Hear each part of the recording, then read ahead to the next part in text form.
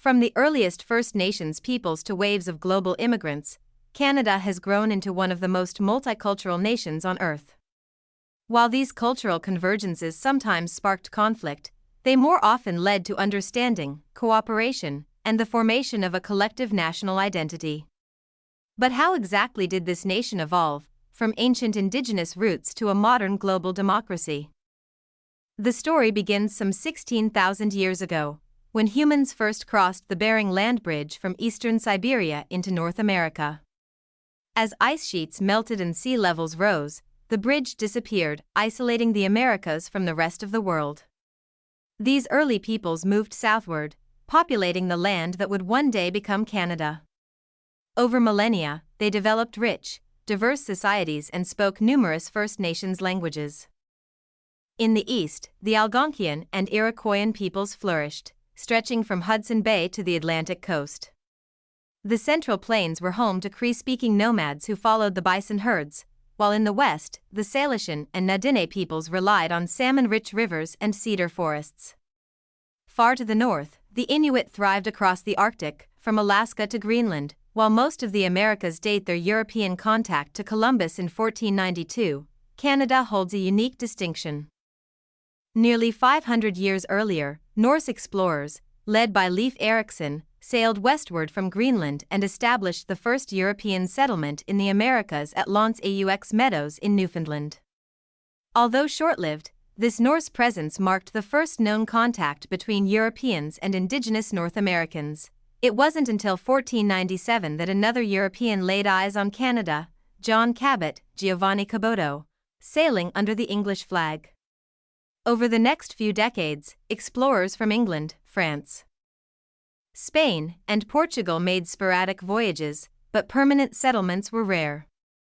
That changed in 1534, when French explorer Jacques Cartier sailed into the Gulf of St. Lawrence and claimed the land for France, naming it Canada after a local Indigenous word for village. Despite the failure of his early settlements, Cartier's efforts placed Canada firmly on the colonial map. In the early 1600s, Samuel de Champlain expanded French influence by founding Quebec and Port Royal. Champlain also became the first European to reach the Great Lakes, forging alliances with local First Nations and laying the groundwork for New France.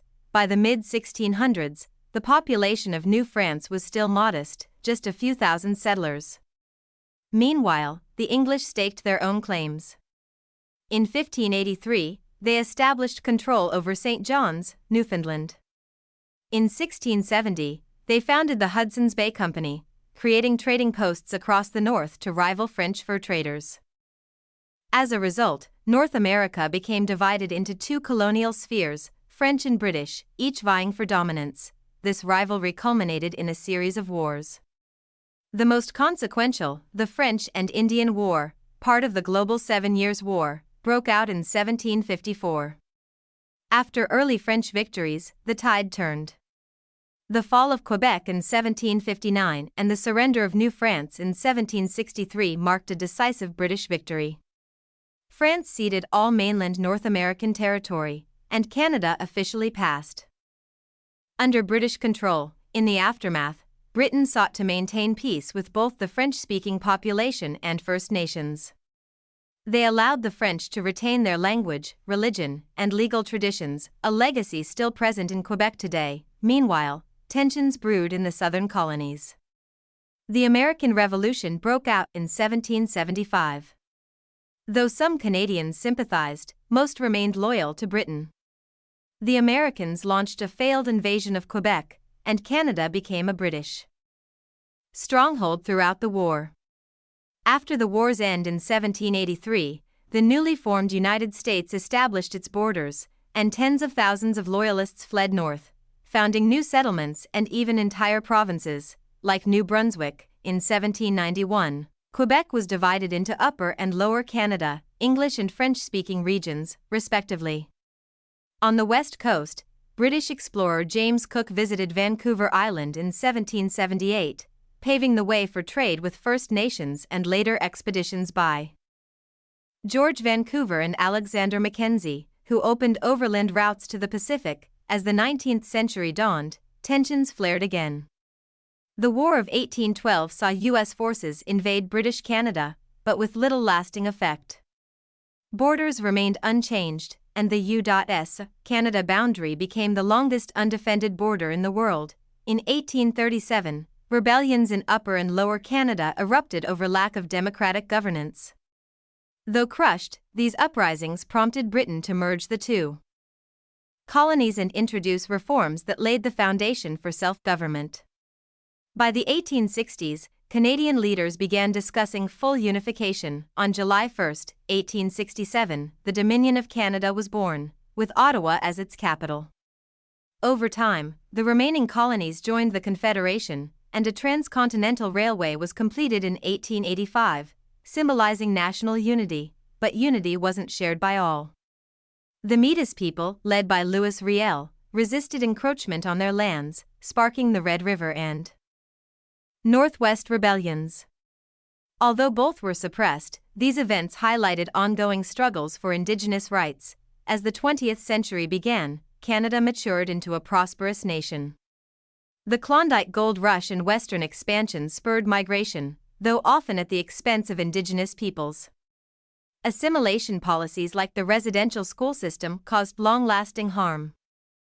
In World War I, Canada supported Britain with troops and supplies, fostering a strong Anglophone identity, though French Canadians protested conscription.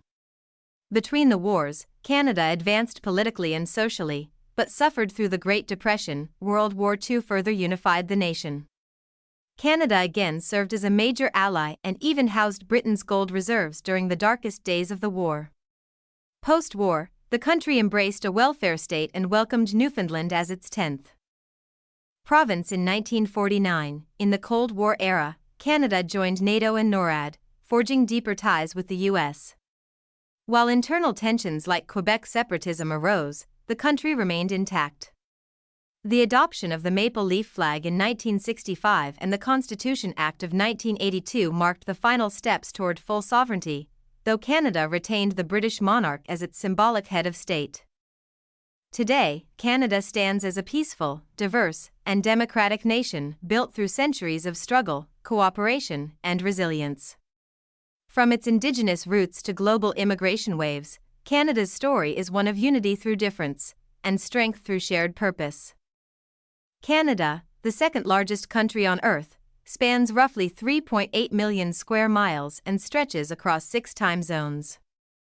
Its sheer size embraces a vast range of climates, from the towering Rocky Mountains and sweeping prairies to the temperate rainforests of the Pacific Northwest and the icy tundras of the Arctic Circle. But Canada's diversity extends beyond geography. Over thousands of years, it has been shaped by the arrival and influence of countless peoples, cultures, and traditions.